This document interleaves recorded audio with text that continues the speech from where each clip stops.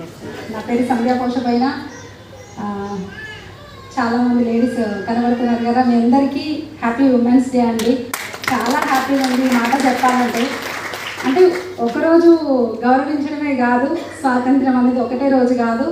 భారతీయ సంస్కృతి తెలుసు కదా, ప్రతిరోజు స్త్రీలను గౌరవించబడతారు.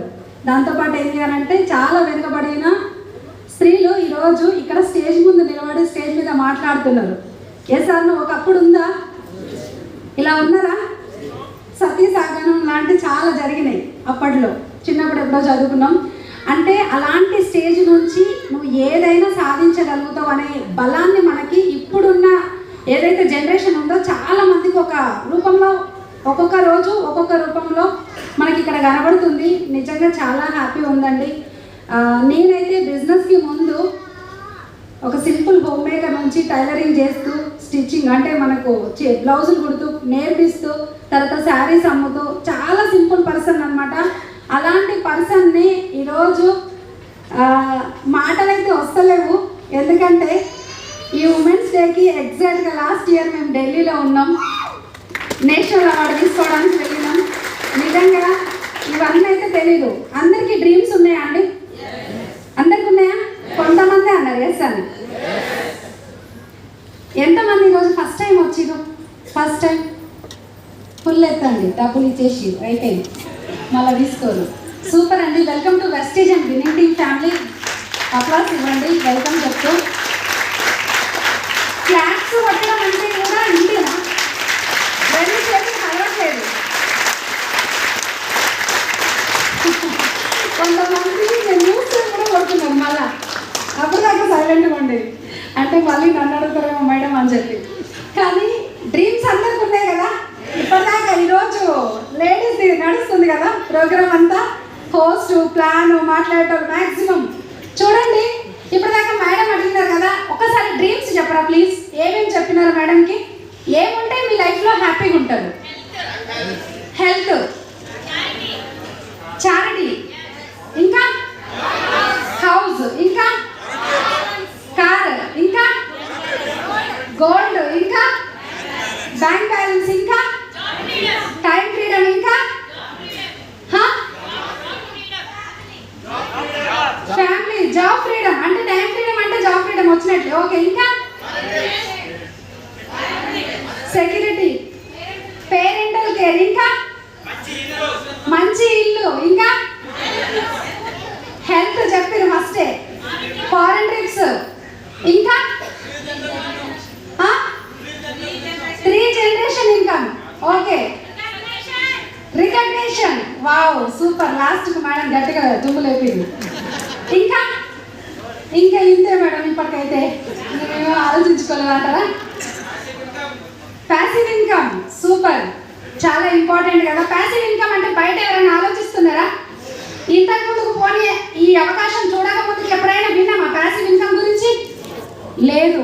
ఇప్పుడు మీరు ఏదైతే డ్రీమ్స్ చెప్పిరో A to Z అన్ని కంప్లీట్ చేసుకొని నిలబడ్డాయి ఇక్కడ. అన్ని ఇన్కమ్స్, అన్ని డ్రీమ్స్.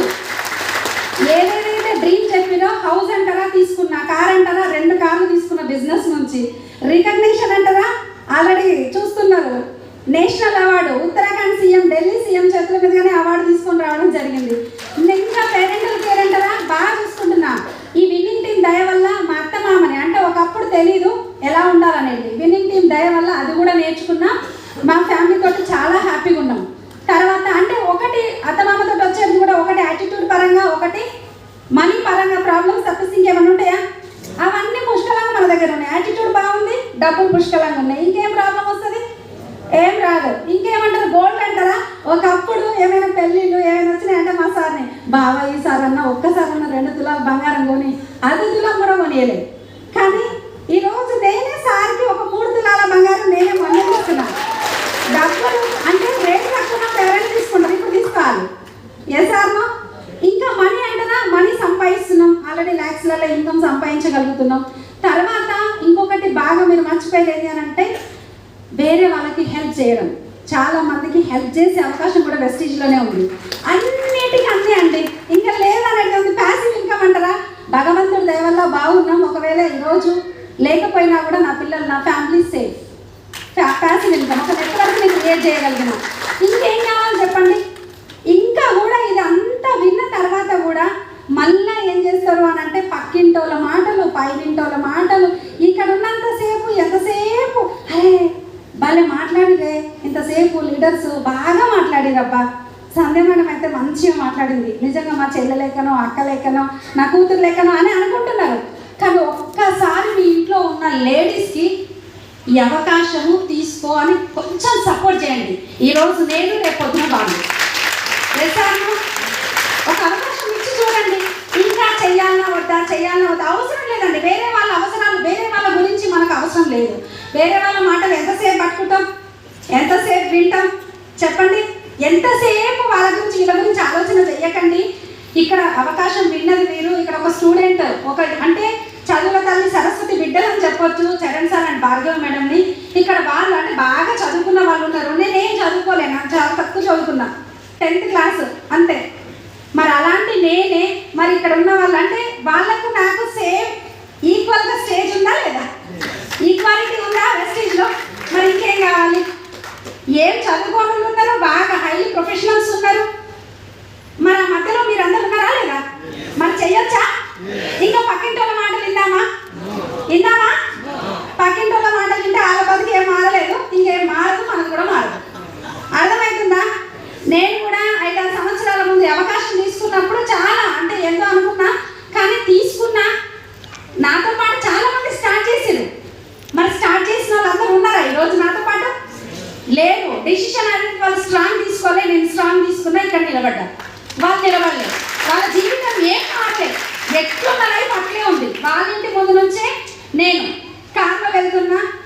మేము ట్రిప్స్ కూడా ఫారెన్ ట్రిప్స్ కూడా ఎంజాయ్ చేస్తున్నాము. ఎన్ని దేశాలు అంటే అన్ని దేశాలు. ఒక దేశం అయిపోయి తిరిగి వచ్చే లోపే ఇంకో దేశానికి రెడీ అవ్వండి అని వెస్టీజ్ మేనేజ్మెంట్ మెసేజ్ పెడుతుంది, మళ్ళీ రెడీ ఉండండి, బ్యాగులు సర్దుకోండి అని చెప్పి. బాగుంటుందా? రికగ్నిషన్ ఎంతసేపు ఫ్లెక్సీలు ఇక్కడ అక్కడ పండుగలు వచ్చినాయి. అరే ఇప్పుడు శివరాత్రిలో లేదంటే దసరా, దీపావళి, సంక్రాంతిలో ఏమో పండుగలు వచ్చినాయని దేవుడి ఫోటోనేమో చిన్నగా ఉంటుంది, మన ఫోటోనేమో పెద్దగా ఉంటుంది. ఫ్లెక్సీలు కట్టుకుంటాం, అది రికగ్నిషనా? కాదు కదా. 10 మందికి హెల్ప్ చేయండి. ఒకవేళ ఈరోజు మీకు అవకాశం, మీకు అవసరం ఉన్నా లేకపోయినా, మీతో పాటు అంటే మీకు ఈ అవకాశం తీసుకున్న తర్వాత మీరు చేసినా చెయ్యకపోయినా కూడా ఒకరికి అవకాశం ఇచ్చినారు అని అంటే వాళ్ళ లైఫ్ చాలా మంది చేంజ్ అవుతాయి. నిజం. నేను ఈ అవకాశం తీసుకొని ఒక్కసారి ఆలోచించండి. ఇక్కడ డియూసీడీ లీడర్స్ మాట్లాడుతున్నారు, వచ్చినారు అని అంటే వాళ్ళ లైఫ్లు బెటర్ అవ్వడం కాదు, వీళ్ళు ఈ స్టేజ్ మీద నిలబడ్డారు అని అంటే కొన్ని వేల మంది జీవితాలని బెటర్ చేసినారు కాబట్టి నేను నిలబడ్డాను. అట్లాంటి అవకాశం ఉంది. సేమ్ ఆపర్చునిటీ అండి. ఒకటే మాట చెప్తా, ఇక్కడ సబ్బు, పేస్ట్, షాంపూ మార్చడానికి ఎవ్వరు పర్మిషన్ అవసరం లేదు. అర్థమైందా? ఇంట్లో పర్మిషన్ కూడా అవసరం లేదు. మీరు స్టార్ట్ చేయండి, ప్రోడక్ట్ వాడండి, కంటిన్యూ చేయండి, నచ్చితే 10 మందికి చెప్పండి. ఆటోమేటిక్గా మనకు అన్ని ఇప్పటిదాకా మాట్లాడినవన్నీ వస్తాయి.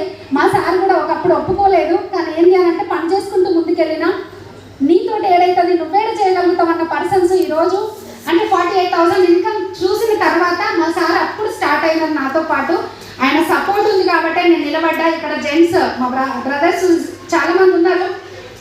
మీరు ఒకసారి ఫ్యామిలీకి సపోర్ట్ చేసి చూడండి, చాలా పెద్ద బిజినెస్ చేయొచ్చండి. Thank you. Wish you well.